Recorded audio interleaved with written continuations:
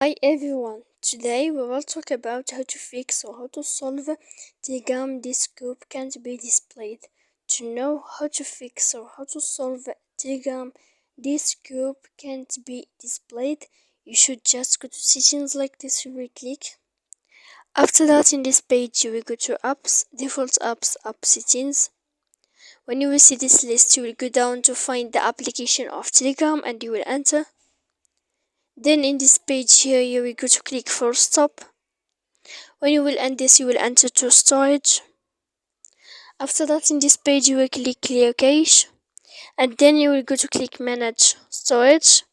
And after all that, you can update your application so that you can know how to fix or to solve the problem of this group can't be displayed.